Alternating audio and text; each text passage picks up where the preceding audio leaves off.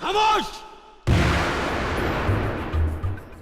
तुमने अपने बेटे की परवरिश सिर्फ 10-12 साल की, और आज जब अपने पिता के पास भेजने की बात आई तो तुमसे बर्दाश्त नहीं हुआ। छटपटा गए तुम दोनों। और जिन माँ बाप ने 40 साल तक दिन रात अपने सीने से लगाकर फूलों की तरह तुम्हें पाला, पढ़ाया लिखाया, शादी की, अपनी जमीन जायदाद रुपया पैसा सब कुछ तुम्हारे हवाले कर दिया, उम्र के आखिरी इस दौर में उन्हीं माँ बाप को जुदा करने की सलील हरकत कर रहे हो तुम दोनों।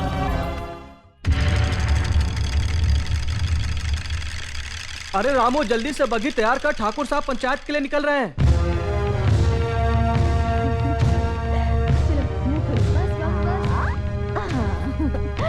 अब ये बाबूजी की तरफ से, और ये अले ले ले, तू कहाँ भाग रहा है? और ये मेरी तरफ से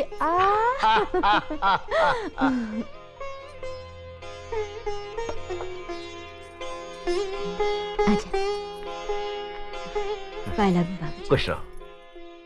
अर्जुन और नकुल के लिए तुम्हारा प्यार देखकर हमारा दिल बाग बाग हो गया। अपनी भाभी से कोई देवर इतना प्यार कहाँ पाता है? बाबूजी, देवर भी तो भाभी के बच्चे ही होते हैं। वाह बहू वाह, कितनी ऊंची बात कही। सदा सुखी रहो। धर्मराज बेटे, हम बहुत भाग्यवान हैं जो हमें देवी जैसी बहू मिली। बेटे एक बात याद रखना, जब भी तुम घर से बाहर जाओ, बहू के हाथ से दही शक्कर जरूर खा के जाना, शुभ होता है। जी बाबूजी। चलो।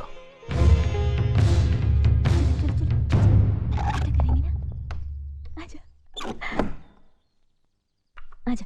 टाटा पिताजी। टाटा पिताजी। चले बाबूजी। चलो।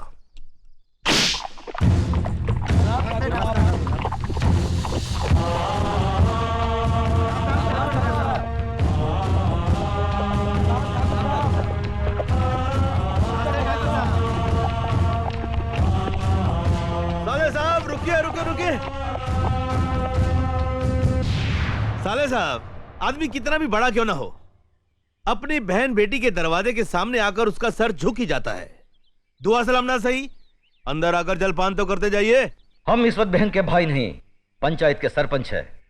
क्या तुम ये भूल गए कि जिस घर का मुकदमा पंचायत में हो, उसका फैसला हो जाने तक हम उस घर का पानी तक नहीं पीते। एक बार फैसला हो जाने दो, उसके बाद साथ बैठकर जी भरकर खाना खाएंगे। फैसला जरा सोच समझ कर करना गजरा साहब।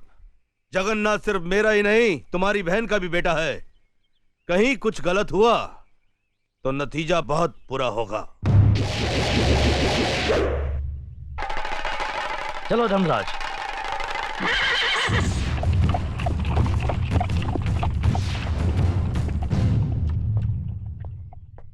अरे ठाकुर साहब आ गए। हाँ देखो आ गए, सब आ गए।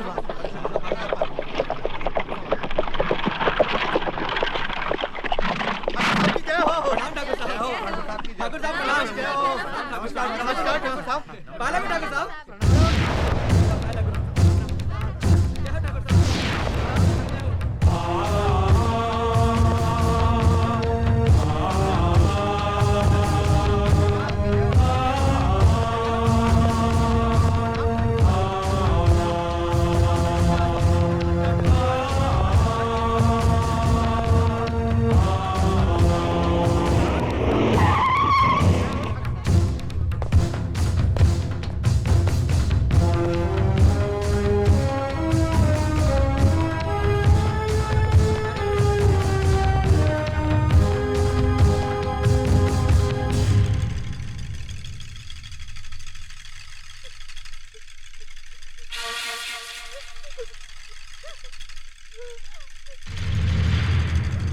मालिक, मेरी बेटी लकड़ियां चुनकर आ रही थी।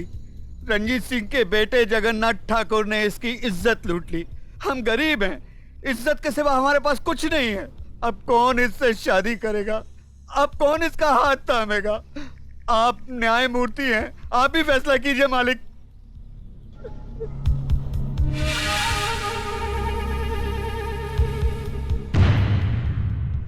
इस बात का कोई चश्मदीद गवाह है?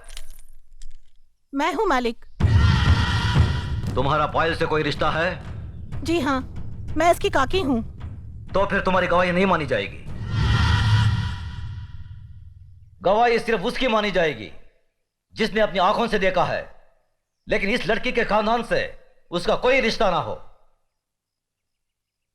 है कोई ऐसा साक्षी ऐसा गवाह?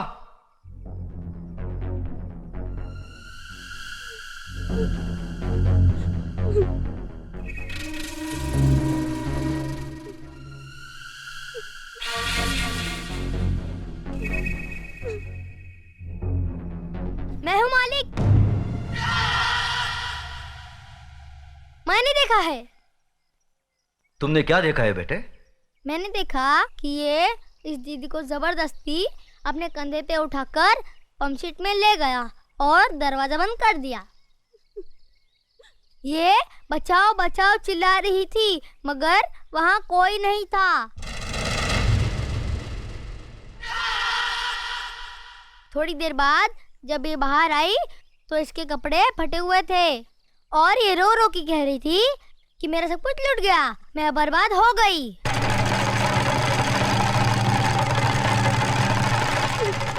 जगन्नाथ, कमीने कुत्ते, तूने इन गरीबों को क्या समझा है? ये वो गरीब मजदूर हैं जिनके खून पसीने की बरकत से हमारी धरती पर हरियाली जागती है। हमारे सर पर जमींदारी का ताज इन्हीं गरीबों की बदौलत है, जिसके बदले में उन्हें 2 वक्त की रोटी 2 गज की चादर मिलती है। और तूने उसी चादर में घुसकर इस गरीब की इज्जत लूट ली। फिर तुझ में और जानवर में क्या फर्क रहा? मुनीम जी, देवी मां के मंदिर से सिंदूर ले आओ। जी मालिक। पायल, तुम इधर आओ।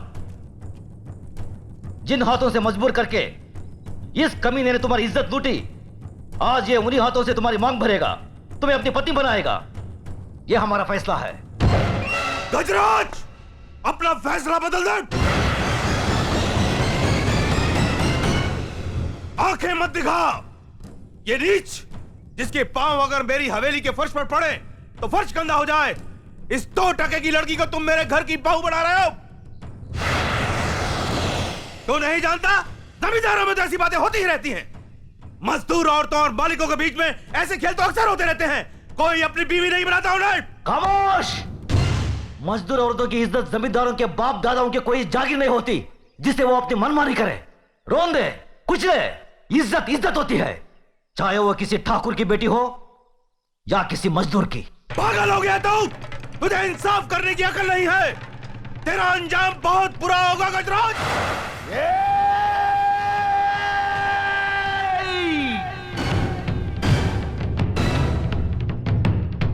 इसके आगे एक लफ्ज भी बोला तो जुबान खींच लूंगा। तेरी औकात मेरे सामने खड़े होने की भी नहीं है और तू मुझे ललकारता है। गजराज ठाकुर ने कभी किसी अंजाम की परवाह नहीं की। अगर परवाह की है तो सिर्फ अपनी आन, इंसाफ, अखलाक और ईमान की। इस लड़की की जन्मजात नाम इसकी कोई अहमियत नहीं है हमारी नजर में। अहमियत है तो सिर्फ इसकी इज्जत, इसकी पवित्रता की। जगन्नाथ, मांग भर इसकी। गजराज!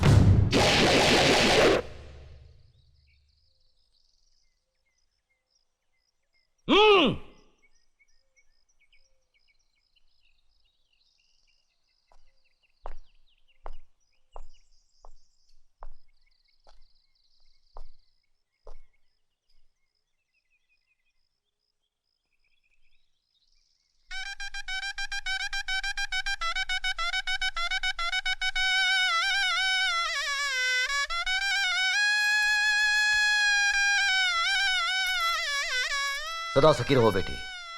जगन्नाथ, अगर तुमने इसे कोई तकलीफ दी तो हमसे बुरा कोई नहीं होगा।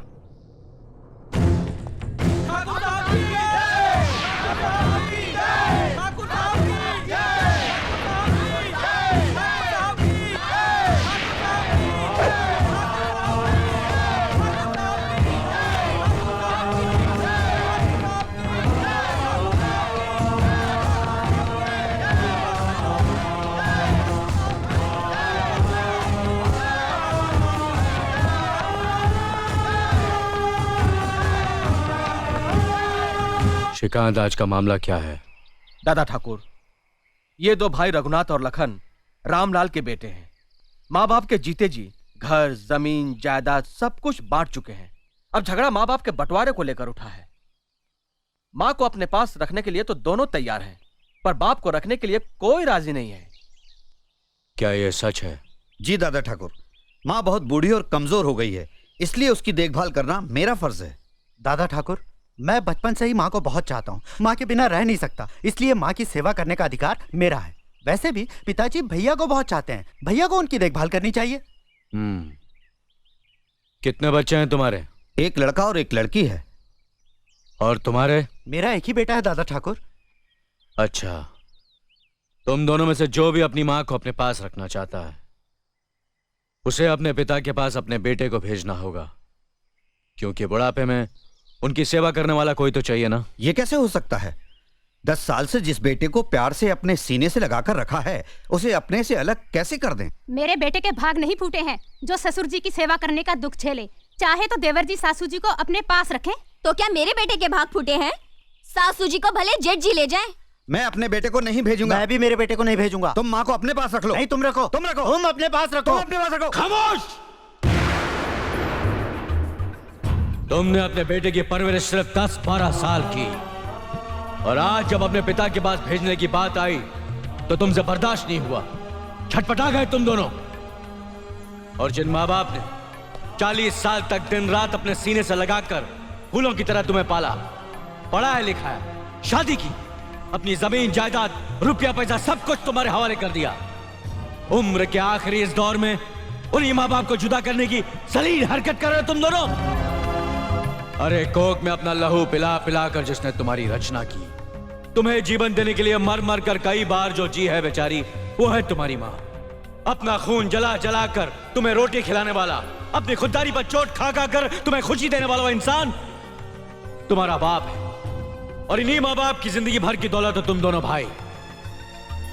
मुझे मालूम है तुम दोनों अपनी माँ को अपने पास क्यों रखना चाहते हो, ताकि वो तुम्हारे घर में खाना बनाए, तुम्हारे कपड़े धोए, तुम्हारे बच्चों की देखभाल करे, और तुम्हारी बीवियां पलंग पे लेटे लेटे हुक्म चलाएं।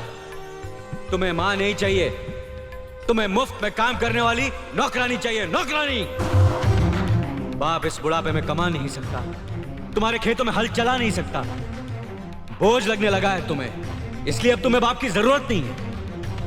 और जिस दिन तुम्हारी माँ से भी घर का काम नहीं हो सकेगा, तुम उसे भी कचरे की तरह घर से बाहर फेंक दोगे। अरे नालायको, माँ बाप को अपनी पलकों पर बिठाकर उनकी सेवा करना तो हमारा परम धर्म है। मैं ये नहीं कहता कि मंदिर बनाकर अपने माँ बाप की पूजा करो, मगर किसी मंदिर के सामने अपने माँ बाप को भीख मांगने पर मजबूर तो मत करो। बुढ़ापे में पति पत्नी का रिश्ता दिए और बाती जैसा होता है, बाती को अलग कर दो तो दिया बुझ जाता है। वैसे ही इस उम्र में इन्हें अलग कर दिया तो ये मर जाएंगे। इतिहास गवाह है, जो माँ बाप की इज्जत नहीं करता वो बेटा कभी सुखी नहीं रह सकता। हमें माफ कर दीजिए दादा ठाकुर, हमें माफ कर दीजिए, हमें माफ कर दीजिए। माफी मुझसे नहीं, अपने माँ बाप से मांगो जिनका दिल तुमने दुखाया है।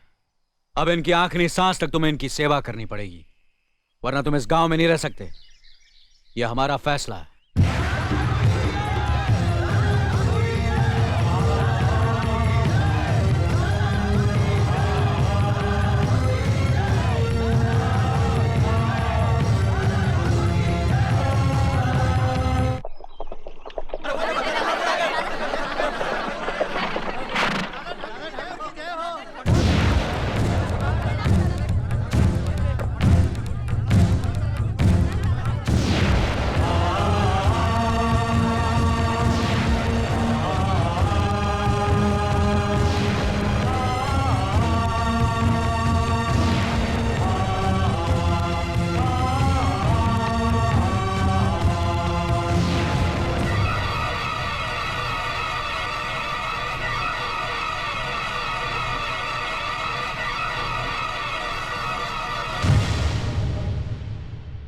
इस मामले में किसी को दादा ठाकुर से कुछ कहना है?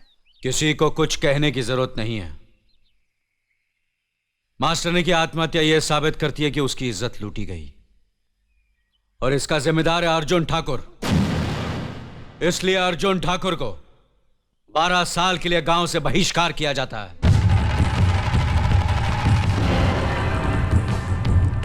आज से कोई इससे बात नहीं करेगा, कोई इसकी मदद करेगा नहीं, और जो भी इस हुक्म को तोड़ेगा उसे और उसके परिवार वालों को यही सजा भुगतनी पड़ेगी। मासूम मास्टरनी शिल्पा ही अपनी विधवा मां का सहारा थी, इसलिए अर्जुन ठाकुर की जायदाद का आधा हिस्सा उसकी मां को दिया जाएगा। यह हमारा फैसला है।